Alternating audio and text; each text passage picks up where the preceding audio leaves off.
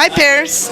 Zach, Brian. So I like to ask different things in my interviews instead of just standard questions. Like how long have you been doing music? Make a little bit more interesting for me and hopefully for you too. Awesome. So here goes. I love music. I love traveling. I love photography. I love meeting new people with other cultures and traditions and stories. I love the culture shock that I felt between America, Europe, the Middle East, other places I've visited. And I would like to see and experience the world in as many ways as possible. What are the things that fascinate you? Whoa. It's just in life, in general? Yeah. I guess I'm really kind of a one-track mind person. Art is just fascinating to me, and like the many different mediums of art too, and just the different ways that people find to express their own individual feelings and thoughts. Anything ranging from music, which is like super close to home, then I understand that very well, to films and even visual art and video games or so just anything. I love self-expression and I love other people's self-expression, and it makes me feel human, to be able to understand. I don't know, because I feel like art is a way to communicate abstract thoughts and turn abstract thoughts into something finite that you can listen to or watch. Anyway, that's art is fascinating to me. That's a pretty good answer. Yeah, I don't know. I'd say like the same thing is interesting to me. I like to find out like how like people from all over the world end up in the same club for shows and stuff like that. Like people we meet at our shows and stuff are like, you might be from like, you're here right now, but you might be from somewhere completely different. And like the things that interest me are like how they ended up there that day, like not specifically that day, but how someone from like Belgium could end up at a show in Namur, or like someone from another part of Belgium could end up in Namur today to talk to us. Like it's all that kind of stuff is interesting to me too, just finding out people's life stories and stuff. And but it just really depends on the time of the night though. Sometimes I'm more interested than other times. Yeah, sometimes our interests turn completely to drugs. After a certain point of the night, that's what I find fascinating. No, but seriously, and to add what you're saying to what you're saying too, it's everybody like are you saying like different people can all turn up to one place to hear music, and every single one of their connections to the music is totally individual and different. Like each person's understanding of our music is completely different than the others, and I think that's really cool too. There's no one way to perceive anything. What are the qualities in a person that you most admire? Selflessness. Good hair. No, probably selflessness is a good answer. And then also I think determination. I think that and really I feel like when I use that as an answer, it's kind of a cheat code, because people who find a way to be determined about things that they love oftentimes inhabit a lot of other good qualities. Though of course there's the other underbelly side of determination where people are driven by evil instincts like greed or anything just malevolent like that. But good people that are driven are usually have a lot of other great qualities. What would you do to get where you need to be, and how do you draw the line between liking things and doing things for yourself and selfishness? Wow. You want to go first? Can you ask the question one more time? Yeah. What will you do where you need to be? Because you brought up determination. Yeah. So what would you do to be where you need to be, and how do you see selfishness? I mean, where do you draw the line between doing something nice for yourself and being selfish? I can go. Okay, yeah. I think I'm ready. So I think about this a lot too, because I do think that some level of selfishness is like almost necessary to be driven to do the things that you care about. But I think that the line is. I think the line is at consent. I think that using someone as a resource is a perfectly healthy thing to do if you don't also mind them using you as a resource. We're all each other's resources, you know. We're all here to help each other. And I think the line is that I wouldn't ever use someone without their consent to better my situation or to further my things. Yeah. So I would never do anything without their consent, and I would also never do anything without being willing to reciprocate help and to offer my own services to them. Everything, especially in the world of like art, I feel like everybody's kind of symbiotic with one another. You know, we're only able to exist because we all help each other out. Yeah, that's spot on. I agree wholeheartedly. A topic I really care about is depression, and I wanted to ask you, if you don't want to talk about it, if it's too personal, just say so, that's okay. But have you ever been through a period of depression, and what got you through it, and would focusing on music help you? Absolutely it would. I feel like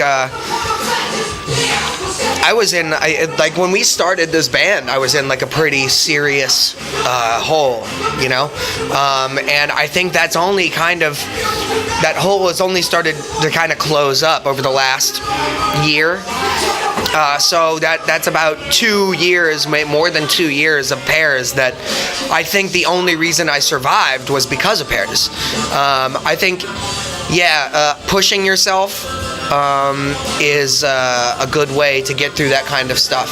You know, I mean, I almost akined myself at the time to like a soldier of some sort. Like I would just soldier through pain, and I would be rewarded because of it. You know, and it made me feel good about myself. Like if I can live through this, then I can live through anything. There's a line on The Split about it. Brute soldiering through suffering, it gripped my hand, slow danced me here. And that's what that's about. I mean, that's about like living through pain to get to somewhere better. Misery conquers the world. That's good. You take the reins on now. All right. Oh, and also always seek help, because that's another thing that I did this year that has changed everything. Like finally being like, okay, well, you know, therapists for years have been telling me that I need medication, so maybe I should just do that. And it was the best decision I've ever made in my life, or one of. Yeah. I guess when you're stuck in the circle, and it's the only thing that can break the circle. Yeah, it's the right call. Yeah. You wouldn't. I mean, like I always say, like you wouldn't break your ankle and then just walk around for 10 years like, I don't know, I guess I'm just like this. You know, you would go to a doctor and get the help that you need, you know? I mean, I'm not a mental health professional, and if you need professional help, you need to see a professional. Yeah. Just like I'm not a wrist doctor, so I didn't try to give myself surgery when I broke my wrist. You know, I went to somebody who knew about that. And I think that's really important, you know, see somebody who devoted their life and time to knowing how it works. Yeah. I mean, it's the same way. Have you ever, man, sometimes you hear a record and it was recorded by the band, and it's like, man, this band does not know how to record records. It sounds like absolute garbage. Sometimes it sounds great because people just have natural ears for it or whatever, but sometimes it sounds terrible, and it's like, man, you guys should be songwriters because that's what y'all are, and you should go see somebody that makes records because that's what they do. You know? Anyway, DIY, delegate it yourself. Do you feel free? Do you feel that you're free to be who you are? And do you care about what people say about you? Absolutely. I feel free to be whoever I want to be, Because in the end, I feel like when bands are really themselves, people really latch on to it more so than if bands are trying to be something that they're not. You know, we find that every day when we have a show where like it's tough or like the crowd's difficult to deal with. If we like try to just get through the show, it just doesn't work out as well as when we just have fun and just be ourselves on stage, you know. Then even like the 12 or 20 people that are there will still be like, oh wow, they're really having fun up there, you know. And in the end, the only thing that matters to me with this is that we're happy and we enjoy what we do. So I feel like bands like that are the bands that are really successful in the end and have like real true fans, you know, because they actually are enjoying them for the right reasons and see that they're in it for the right reasons too, you know. Yeah, I think that when the stakes when the stakes are raised and it kind of like your band's in a position where you've never been before, playing where there are more people than ever before listening to your records, you know, which like there were more people than ever before listening to our records when 10 people were listening to our records. But the point is, it's really tempting to kind of worry about what they want or, you know, but I feel like it's really important to remember to trust your gut. Trusting our gut is what got us here in the first place.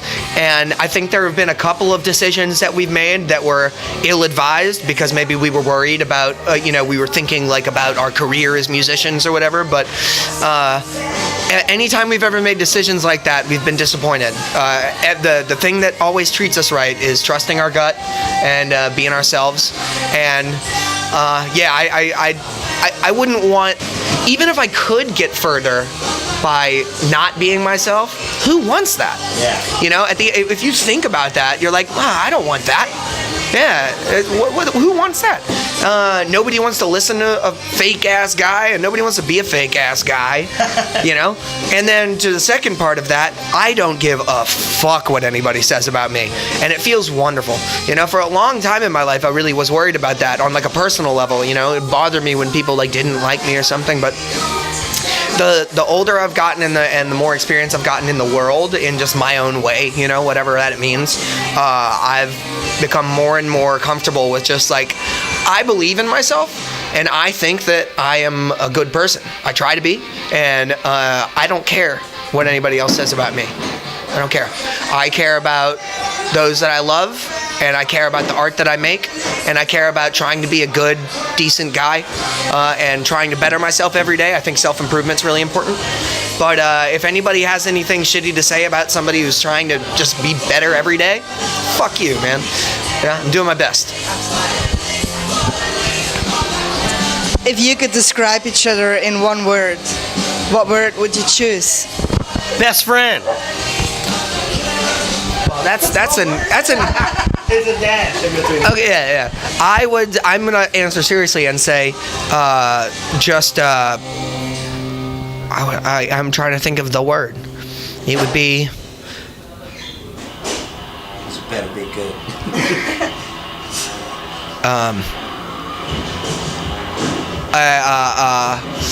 A force. I mean, between creative force or driving force, force I think really kind of represents this guy better than any word than I could think of. I mean, he's just just power incarnate. You know, I mean, he's just always is that to me. Yeah. I guess I'll go now. A real answer? Fuck. Oh no, he's got such a better vocabulary than me. That's not even a hard word either.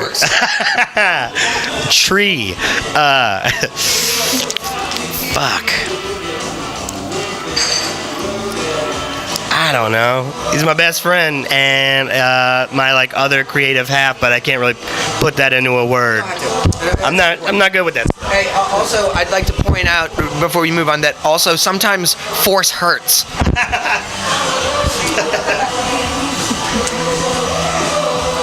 There's too much of everything. It's a song by a Belgian artist, Admiral Freebie. I think when you go back to basics, only get the things you really need in life, it causes less stress, less efforts even. There's too much of everything, things we don't need. If you could start all over again, would you settle for less? 1,000% yes. 1,000% yes. I mean, I don't even know where to start with that answer because there are so many things that I have that I wish I didn't have now. That I feel like, you know, because the more you acquire, the more dependent you are on the thing. I mean, it's that old, you know, adage, the things you own end up owning you, you know, Fight Club. No, I mean, yeah, that's absolutely true. You know, I wish that I'd never gotten a smartphone. You know, I wish that part of me misses the days of basement shows, and I mean, like, we're really in a position we can still do things like that if we want to. But I miss that. I miss the simpler times and simpler things. Yeah, and I mean, like, I feel like the simpler everything is, the more you can focus on the quality of everything in your life. You know, the quality kind of falls to the wayside when it comes to quantity. You know, there's quality over quantity. I like stuff. There's only a few things that I need. You know, my music gear, my friends and their time, my wife and kid, and my family, and you know, like a television and a computer. I could just be fine with those things. I don't really need anything else, but I do like my posters on my wall. You know, I like my smartphone because it makes it easier when I don't have a computer around me to do business stuff, you know. But other than that, you know, I can't wait to get home from the store and throw everything in the trash can that I don't need. Yeah, man. You know, I watched that minimalism documentary, and like, that shit like changed my life. So ever since then, I've just been trying to like declutter my entire existence, you know. But yeah, less is more. Yes. Well, thank you for your honesty, and I hope that maybe we can do this again someday. I would love to greet. You're amazing. You're amazing. Greet is amazing. Amazing. Thank you, guys. Thank you. That was fun.